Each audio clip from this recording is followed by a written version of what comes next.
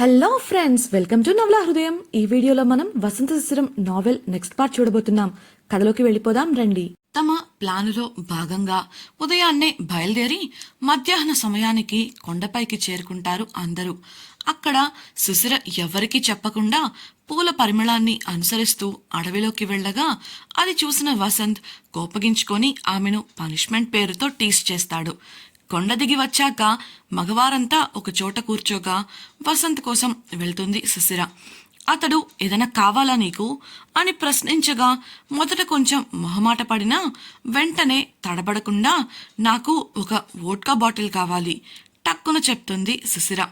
Vodka అన్న పదం ఆమె నోటి నుంచి విన్న వసంత్ విస్తుపోయి కళ్ళు పెద్దవి చేసుకుని చూస్తుంటే అసలు వాళ్ళు ఏం మాట్లాడుకుంటున్నారో చూద్దామని వసంత్ వెనుకే వచ్చిన అలీ బిత్తరపోయాడు. శిశిరను అనుసరిస్తూ వెళ్లిన రేష్మ శిశిర మాటకు వారి ముఖాల్లో ఉన్న ఎక్స్ప్రెషన్కు నోటికి చెయ్యడ్డు పెట్టుకుని మరీ నవ్వుతోంది. శిశిర ఎందుకు అలా అడిగిందో ఆమెకు బాగా తెలుసు. కానీ వసంత్ అలీలు ఎలా స్పందిస్తారో చూద్దాం అన్నట్లు ఆమె మాట్లాడకుండా మౌనంగా చూస్తూ నిలబడింది. వసంత్ మాట్లాడటానికన్నా ముందే అలీ, చెల్లమ్మా, నీకు కావాలంటే నేను పెయిన్ కిల్లర్స్ తెచ్చిస్తాను, అంతేకాని ఇంకోసారి ఆ మాట మాత్రం అనకండే, అసలే మా వాడు చూడండి ఎలా అయిపోయాడో అంటూ వసంత్ బుగ్గలు పట్టుకొని ముఖం చూపించాడు. అప్పటికే మగవారంతా ట్రెక్కింగ్ చేయడం వల్ల వచ్చిన ఒళ్ళు నొప్పులు తగ్గించుకోవడానికి మందు తాగుతూ కూర్చున్నారు. బహుశా శిశిర కూడా అందుకే అడుగుతుందని అనుకుంటూ ఇలా ఆమె కోసం పెయిన్ కిల్లర్స్ ఇస్తానని చెప్పాడు.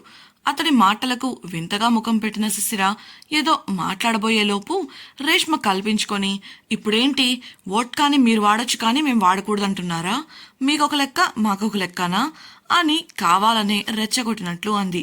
ఏయ్ రేష్మ, నువ్వు కూడా ఏంటసలు ఏం మాట్లాడుతున్నావో నీకైనా అర్థమవుతుందా అని గదిమినట్లుగా అడిగాడు అలీ. ఇప్పుడు నేనేమన్నాను? నేనన్న దాంట్లో తప్పేముంది అని రేష్మ ప్రశ్నించగా పిచ్చెక్కిపోతోంది అలీకి. వసంత్ మాత్రం శిశిర ముఖంలోకి సూటిగా చూశాడు. ఆమె రేష్మ అలీల సంభాషణ వింటూ నీరసంగా ముఖం పెట్టగా, శిశిర, నువ్వు డ్రింక్ చేస్తావా సూటిగా అడిగేశాడు వసంత్. ఆ ప్రశ్నకు శిశిర, చిచి, మీకు నేనెలా కనబడుతున్నాను అని కోపంగానే విసుగ్గా అడగగా ఆమెను ఆశ్చర్యంగా చూస్తూ, మరి వోడ్కా ఎందుకు అడిగావు చెల్లమ్మా ప్రశ్నించాడు అలీ. అందుకు శిశిర వసంత ముఖంలోకి చూస్తూ, నాకొక చిన్న పని ఉంది దాంతో, అందుకే అడిగాను. అలా అడిగితే నేను తాగుతున్నట్లా లేక తాగుతానన్నట్లా అడిగింది బుంగమూతి పెట్టుకుంటూ. అన్నీ చెప్తుంది కానీ తాను ఎందుకు అడిగిందో మాత్రం చెప్పలేదు. దాంతో అసలు మీకు వోడ్కా ఎందుకు చెల్లమ్మా అని నేరుగా అడిగేశాడు అలీ. అందుకు అప్పటికే బాగా నవ్వుకుంటున్న రేష్మ బదులిస్తూ, అది నేను చెప్తాను. ఈ మేడం గారికి ఇందాక మా అన్నయ్య పూలిచ్చారు కదా, వాటిని నిల్వ చేయడానికి. ఈవిడ గారికి ఒక పిచ్చుంది. ఏదైనా కొత్త రకం పూలు కనిపించి వాటి వాసన నచ్చితే వాటితో సుగంధ ద్రవ్యం అంటే సెంట్ తయారు చేస్తుంది. ఎన్సీసీలో ఉన్నప్పుడు ఒకసారి దానికోసం కెప్టెన్ టెంట్లోంచి ఆల్కహాల్ కొట్టేసింది కూడా. అప్పుడు అంటూ ఇంకా చెప్పడం కొనసాగిస్తున్న రేష్మ నోరు మూసేస్తూ, ఇక చాలు ఆపవే అని వసంత్తో, మీరు నాకు వోడ్కా ఇవ్వగలరా లేదా అని సూటిగా అడిగింది శిశిర. అప్పటికే విషయం అర్థం చేసుకున్న వసంత్ ఇంకా వివరంగా శిశిర లీలలు తెలుసుకోవాలనుకుంటూ, ఇస్తాను, కానీ ముందు నువ్వు రేష్మను వదులు, తనను పూర్తిగా చెప్పనివ్వు అల్లరిగా అనడంతో బిక్కముఖం వేసింది శిశిర. విసుగ్గా, అదేమన్నా గొప్ప విషయమా తెలుసుకోవడానికి? ప్లీజ్ నాకు వోడ్కా తెచ్చివ్వండి అని ఆమె అడగడంతో సే మీ రా అన్నట్లు చూశాడు వసంత్. ఇక చేసేది లేక రేష్మను వదిలేసి అక్కడి నుంచి విసవిస నడుచుకుంటూ వెళ్ళిపోయింది పక్కకు. ఆమెను చూసిన అలీ రేష్మలు నవ్వుతుంటే వెళ్ళి శిశిర పక్కన కూర్చున్నాడు వసంత్. అలీ రేష్మలు కూడా వారితో చేరిపోగా శిశిర చేసిన పని గురించి చెప్పడానికి సిద్ధమైంది రేష్మ. శిశిర సిగ్గుతో అక్కడ ఉండాలని లేక అక్కడి నుంచి వెళ్ళిపోవాలని చూడగా వదలకుండా దగ్గరగా పట్టుకొని కూర్చున్నాడు వసంత్. చేసేదేం లేక జుట్టు సరిచేసుకుంటున్నట్లు ముఖానికి చెయ్యి అడ్డు పెట్టుకొని కూర్చుంది ఆమె. రేష్మ నవ్వుతూ, ఎన్సీసీ ట్రైనింగ్లో భాగంగా మమ్మల్ని ఒకసారి కొండపల్లి ఫారెస్ట్ రిజర్వ్కి తీసుకెళ్లారు. టాస్క్లో భాగంగా నేను, శిశిర, ఉమా, మరో అమ్మాయితో పాటు టీం అయ్యాం. మాకొక మెంటర్ని కూడా ఏర్పాటు చేశారు. వాళ్లతో వెళ్ళి ఆ అడవిలో వాళ్ళు పెట్టిన కొన్ని డివైజెస్ నుంచి డేటా సేకరించి తీసుకురావాలి. అలా వెళ్ళి తిరిగి వస్తున్నప్పుడు ఈవిడ గారికి అక్కడే నీలిరంగు పూలు కనిపించి కేవలం అవి సేకరించాలని కాసేపు విశ్రాంతి తీసుకొని వెళ్దాం అంది. అప్పటికి మేము అలసిపోవడంతో సరేనన్నాం. తర్వాత అర్థమైంది అమ్మగారు ఆ పని ఎందుకు చేసింది అని. మెంటర్ మమ్మల్ని అక్కడే వదిలి పరిసరాలను చెక్ చేయడానికి వెళ్ళినప్పుడు పూలు కలెక్ట్ చేసింది. అదేంటని అడిగితే బాగున్నాయంది. అంతా తిరిగి క్యాంపుకు వెళ్ళాక మా చీఫ్ దగ్గరకు వెళ్ళి ఇదిగో ఇప్పట్లానే నాకు ఆల్కహాల్ కావాలి అని అడిగింది. అతను మీలానే షాక్ అయ్యి నువ్వు ఇలాంటి అమ్మాయివని అస్సలు అనుకోలేదు, ఇంతటితో ఇది వదిలేస్తే మంచిది, ఇంకోసారి నువ్వు ఇలా చేస్తే పనిష్మెంట్ సివియర్గా ఉంటుంది అని వార్నింగ్ ఇచ్చి పంపేశారు. అప్పుడు మేం కూడా మీలానే ఈ విషయం తెలిసి షాక్ అయ్యాం. తెల్లవారాక కెప్టెన్తో పాటు కొంతమంది ఆఫీసర్లు వచ్చి అంతా చెక్ చేశారు. వాళ్లకు అనుమానంగా ఏమీ దొరక్కపోయినా కెప్టెన్ శిశిరను గట్టి. డియర్ ఫ్రెండ్స్, నాదొక చిన్న రిక్వెస్ట్. మీరు చేసే చిన్న లైక్ మరియు కమెంట్ నాకు కొండంత ప్రోత్సాహాన్ని ఇచ్చి మరిన్ని ఇంట్రెస్టింగ్ నావెల్స్ ని అందించేలా సపోర్ట్ ఇస్తుంది. అలాగే ఛానల్ సబ్స్క్రైబ్ చేయడం మరవకండి ప్లీజ్. గట్టిగా మిస్ అయిన బాటిల్ గురించి అడిగాడు. శిశిర నాకేం తెలుసు, నేను రాత్రంతా టెంట్లోనే ఉన్నాను, కావాలంటే వీళ్ళని అడగండి అని మమ్మల్ని బుక్ చేసింది. అసలేం జరుగుతుందో తెలియని మేము పీక్కోలేక లాక్కోలేక చచ్చాం.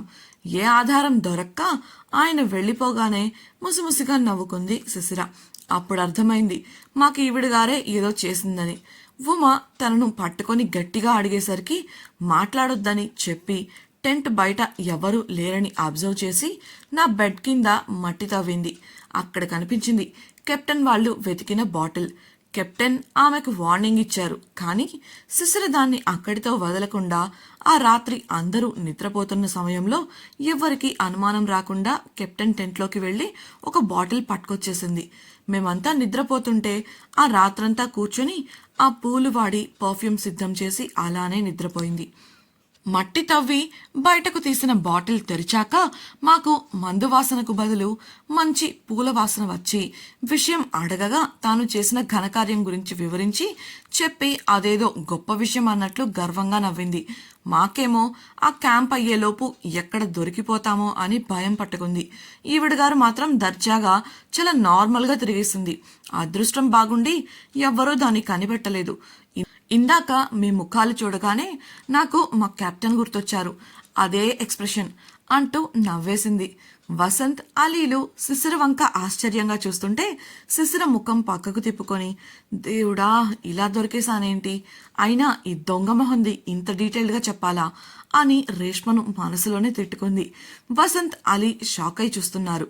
రేష్మ వంక గుర్రుగా చూసింది శిశిర. వసంత్ చిన్నగా నవ్వుకొని లేచి వెళ్ళిపోయాడు.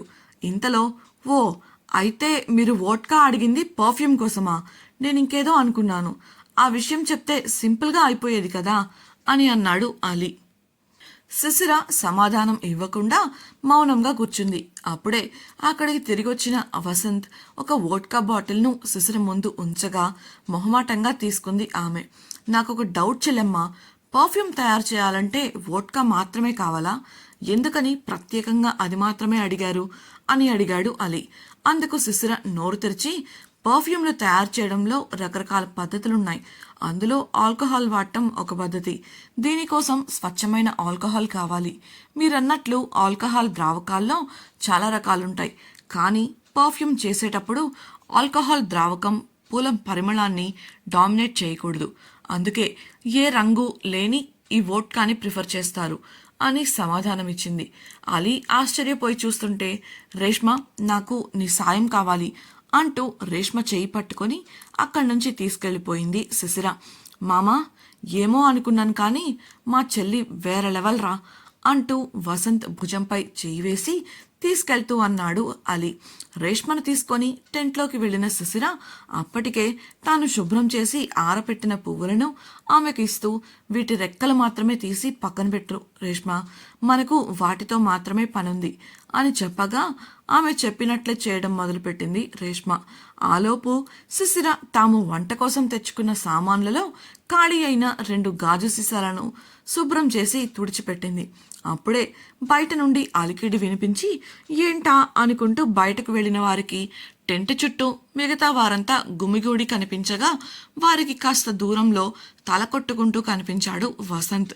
శిశిరను చూసిన వారిలో ప్రమోద్ ముందుకొచ్చి, మీరు పర్ఫ్యూమ్ చేస్తున్నారని తెలిసింది, మాకు చూడాలనుంది, ప్లీజ్ మాకు చూపించరా అని అడగగా అందరూ అవునంటూ తలలూపారు. శిశిర అందరికీ ఈ విషయం ఎందుకు చెప్పారన్నట్లు వసంతును గుర్రుగా చూడగా అతడు అదే చూపును అలీ వైపు తిప్పాడు.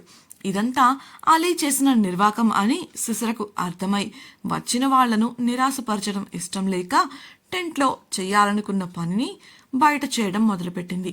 ముందుగా గాజు సీసాలో పూరెమ్మలను వేసి వాటిపై వోడ్కా పోసింది. స్పూన్తో వాటిని 2 సార్లు తిప్పి లోపల ఉన్న గాలి బుడగలను తీసేసి మూత పెట్టి వారి ముందు పెట్టింది.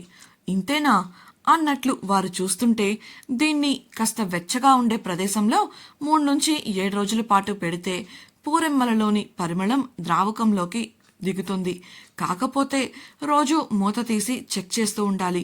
మనం తీసుకుంది ఆల్కహాల్ కాబట్టి ఈ ప్రాసెస్లో మనం పూలు కుళ్ళిపోతాయేమో అని అనుమానపడాల్సిన అవసరం లేదు అని చెప్పింది. అక్కడున్న వారికి అదసలు నమ్మశక్యంగా లేదు. ఒక పర్ఫ్యూమ్ని ఇంత సులభంగా చేయొచ్చా? బహుశా ఈమెకు ఎలా చేయాలో తెలియదేమో అని మనసులోనే అనుకున్నారు. ఆ తర్వాత ఎవరి దారిన వారు వెళ్ళిపోగా ఆ రాత్రి గడిచిపోయింది. మరుసటి రోజు ఉదయాన్నే మరో కొత్త ఆట విడుపుకై అంతా సిద్ధమయ్యారు. అలీ లేచి ముందుకెళ్ళి, ప్రియమైన మిత్రులారా, నా ప్రియతమ సోదర సోదరీమణులారా, ఇవాటితో మన ఈ వినోదయాత్ర ముగుస్తుంది కాబట్టి మరో కొత్త ఆలోచనతో మీకు ఈ ట్రిప్ గుర్తుండిపోవాలి అనే ఉద్దేశంతో ఇవాళ ఉదయాన్నే ఒక నిధిని ఈ చుట్టుపక్కల అడవిలో దాచడం జరిగింది. వాటికి కావలసిన క్లూస్ కూడా అక్కడక్కడ మనకు దొరుకుతాయి. మరైతే ఇక మన వేట మొదలు పెడదామా? మీరంతా సిద్ధమా అని అడగడంతో అందరూ హుషారుగా సిద్ధం అన్నారు. 3 నుండి 1కి లెక్క వేసి అందరూ అడవిలోకి జంటలుగా దూరిపోయారు. వారిలో వసంత్, శిశిరలు కూడా ఉన్నారు. ఇంతకీ ఈ వేటలో నిధిని ఎవరు సాధిస్తారని మీరనుకుంటున్నారు? అడవిలో ఏం జరగబోతోంది తెలుసుకోవాలనుకుంటున్నారా? అయితే ఛానల్ను సబ్స్క్రైబ్ చేసి వసంత శిశిరం రాబోయే ఎపిసోడ్స్ వినేయండి. అలాగే మీకు ఈ వీడియో నచ్చినట్లయితే లైక్ చేసి మీ సన్నిహితులతో షేర్ చేయండి. మీ అభిప్రాయాలను మాతో పంచుకోవడం కోసం కామెంట్ సెక్షన్లో తెలియజేయగలరు. ఇట్లు మీ నవలా హృదయం team. Thank you for listening.